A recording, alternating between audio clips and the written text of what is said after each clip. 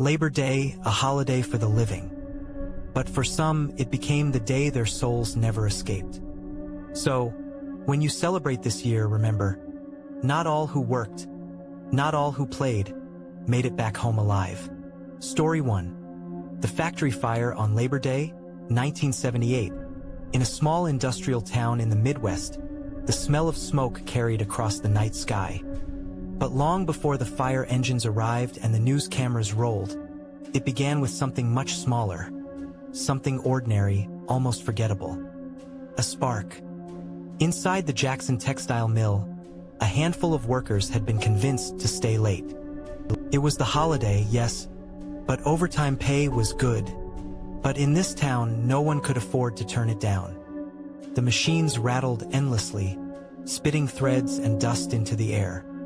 The air was thick, lint clinging to sweaty skin, to clothing, to lungs. The foreman, a heavy-set man with a permanent scowl, ordered the crew to push through until midnight. It was hot. The fans groaned uselessly overhead. Someone lit a cigarette near the back loading dock, despite the no smoking signs nailed to every beam.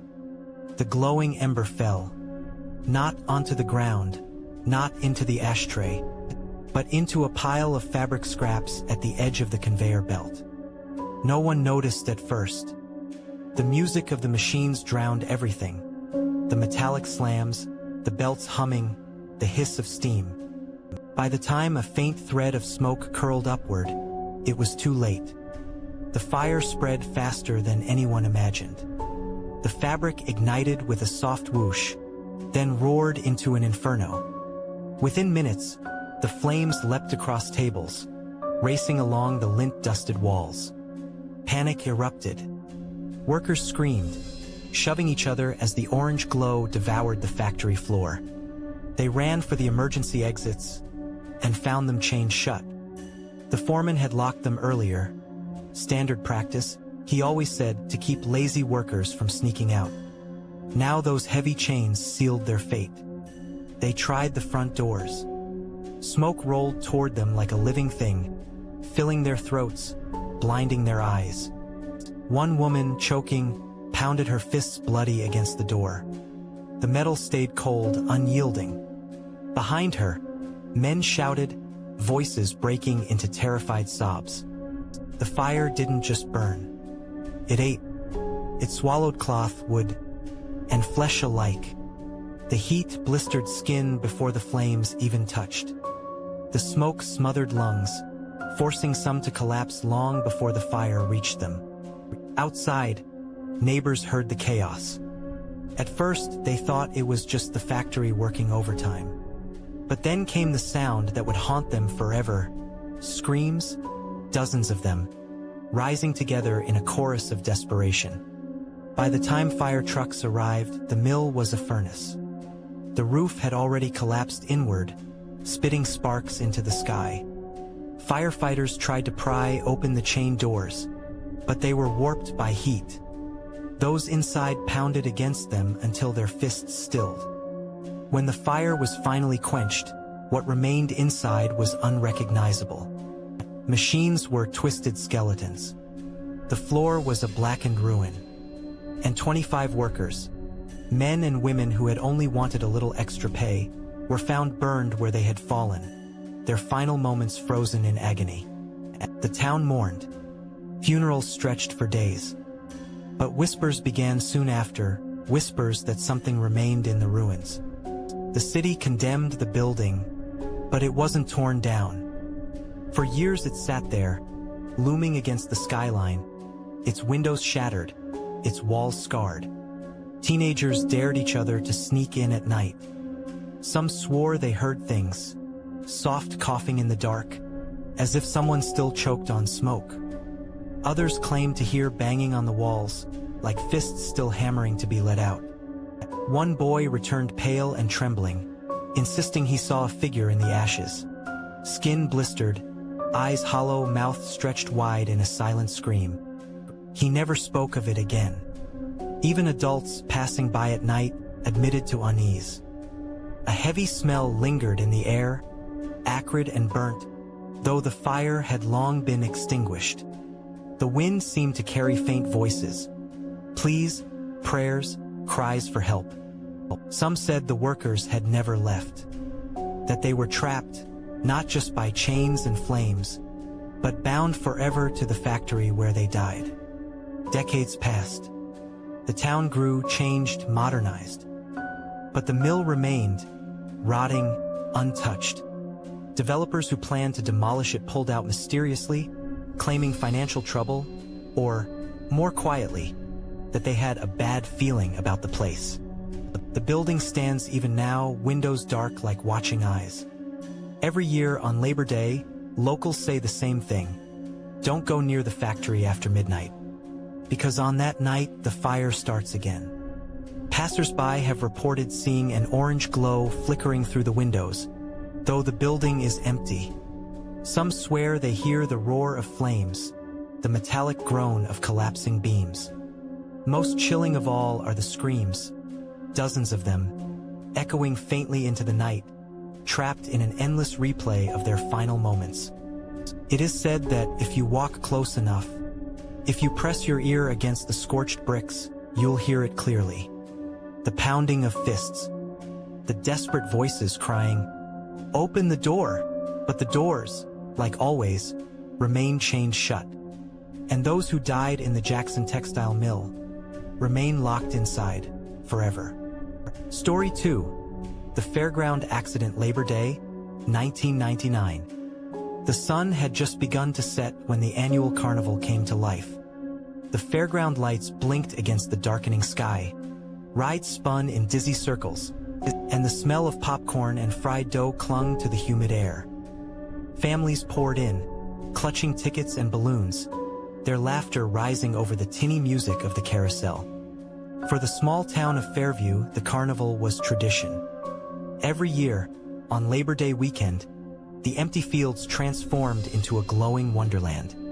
It was the one night everyone looked forward to, the night when reality seemed to blur, replaced by the flashing lights and shrieks of joy. Among the rides, none was more popular than the roller coaster. It wasn't enormous, not by city standards, but for Fairview it was the crown jewel. Rust-red tracks curled and twisted like a snake, dipping low before climbing into the sky. The coaster cars rattled and shook, their bolts squealing with every turn. To most, that was part of the thrill. That night, as the lines stretched long, teenagers dared each other to ride in the very front. Children tugged at their parents' hands, begging for just one more turn. Workers loaded the cars, pulling down the safety bars with practiced jerks. The air buzzed with excitement, electricity, anticipation. But beneath it all, there was something else. Something no one noticed. A sound, faint at first, hidden beneath the laughter and music. The sound of metal straining, chains grinding against gears worn thin. The coaster had run for years with little maintenance. Warnings had been ignored. Safety checks skipped. The carnival's operators cared more for profit than for bolts and chains. And that night, it was about to cost lives. The ride began as usual, slow climb, the rickety clack-clack-clack of the chain-pulling cars toward the highest point. Riders threw their hands in the air, cheering as the wind brushed their faces. From the ground, parents waved, pointing up at the silhouettes against the fading sun. At the very top, the coaster paused, balancing for a breathless moment before plunging downward. Screams split the air, joyous, terrified. The cars rattled, metal shrieking, the tracks trembling beneath the weight. Then came the sound. A snap. Sharp. Final. At first, no one understood. The chain had broken, the very chain that hauled the coaster upward. The cars lurched forward uncontrollably, slamming into the curve too fast, too heavy. Bolts tore free, sparks flew, and in an instant the entire front section derailed. The cars flew from the tracks. The screams changed. No longer joyous, but raw primal terror. The coaster plummeted, crashing into the ground with a metallic howl. Steel crumpled, with splintered bodies thrown like rag dolls. 7 people died instantly, crushed beneath twisted wreckage. Dozens more screamed in agony, pinned, broken, bleeding. The fairground erupted in chaos. Parents shrieked, children wailed, people ran in every direction. Workers scrambled helplessly, their faces pale as ash. The smell of popcorn was replaced by the stench of smoke, blood, and oil. Witnesses later said the most chilling sound wasn't the crash itself, but the silence that followed. For a moment, the carnival seemed frozen, the lights still flashing, the carousel still turning, but no one laughing anymore. Just silence, broken only by the faint, heart-wrenching sound of a child sobbing in the wreckage. The rescue crews worked through the night. Sirens wailed, ambulances lined the fairground, stretchers carried the injured away. But some never left. The roller coaster, once the pride of the carnival, was torn apart, dismantled piece by piece. By morning, it was nothing but a pile of rust and twisted track. The fair was shut down. Lawsuits followed. Families mourned. But the true horror didn't end there. Locals swear the fairground was never the same. Though the rides were removed and the fields left empty, strange things began to happen. On quiet nights, especially around Labor Day, passers-by claimed to hear the sound of a roller coaster climbing the tracks. Clack, clack, clack, followed by screams that rose and then cut off suddenly. Teenagers sneaking onto the grounds at night dared each other to stand where the ride had crashed. Some returned white-faced, swearing they felt the ground tremble beneath their feet, as if heavy cars were thundering past on invisible tracks. Others spoke of shadows, twisted forms, flashes of movement in the corner of their eyes. One boy said he heard a voice whisper right behind him, "Hold on tight." When he turned, no one was there. Even adults admitted unease.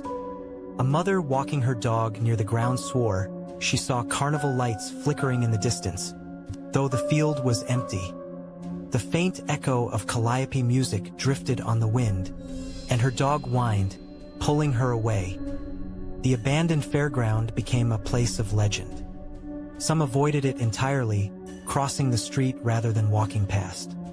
Others treated it as a dare, a test of courage. If only for a night.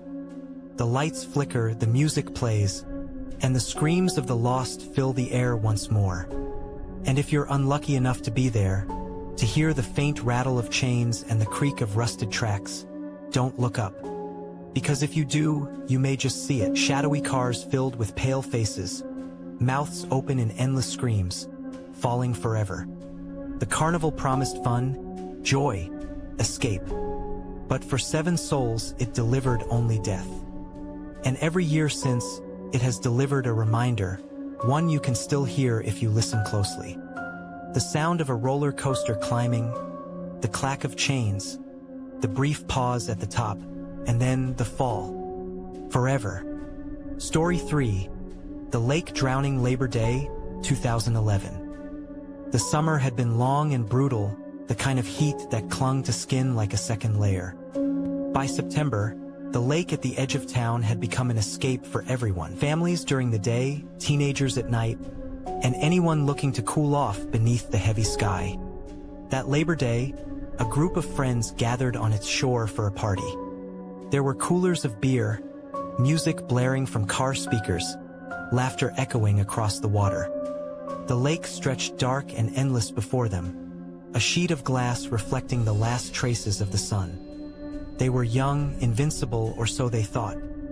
One of them, a boy named Daniel, was the loudest, the bravest, the one always daring others to follow his lead. As the night deepened, he stripped off his shirt, ran to the edge of the dock, and shouted, "Watch this!" before diving into the black water. The splash was enormous. Ripples spread across the surface, shimmering beneath the pale glow of the moon. The others cheered, waiting for him to break through the surface again, laughing, triumphant. But the seconds stretched on. 10 seconds. 15. 30. The cheers faltered. Smiles faded. Someone called his name, then another. The water was calm, too calm. Only the ripples remained, fading into stillness. Panic set in. His friends dove in, thrashing through the water, searching. Flashlights scanned the surface, beams cutting through the dark like knives.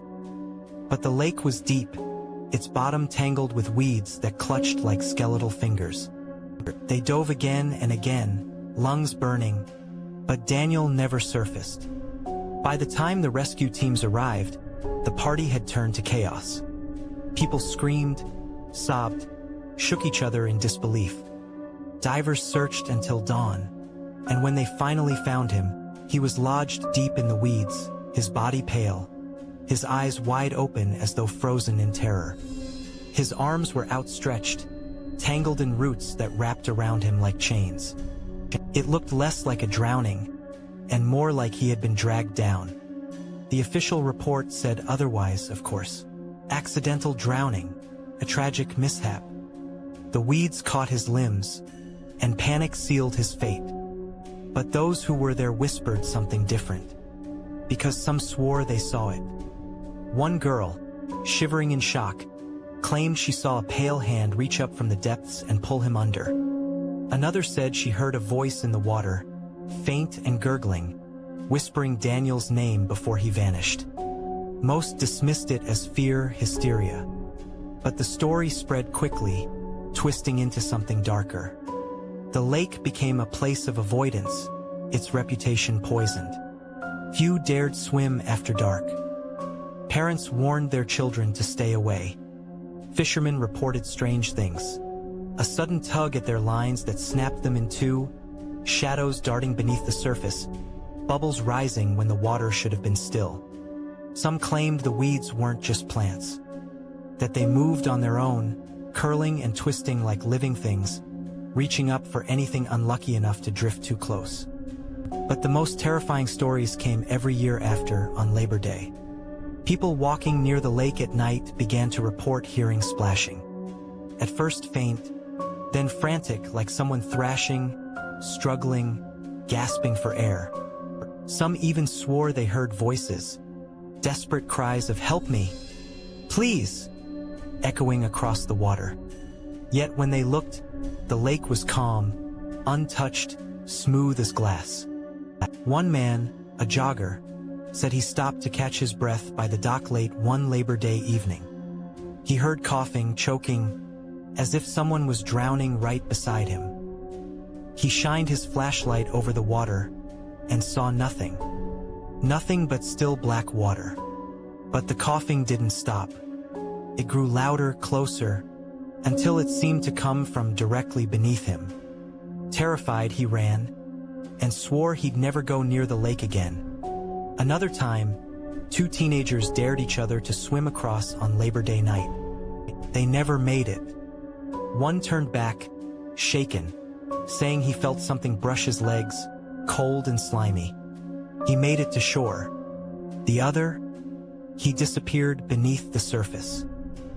His body wasn't found until days later, caught in the same weeds, his face twisted in the same wide-eyed horror as Daniel's.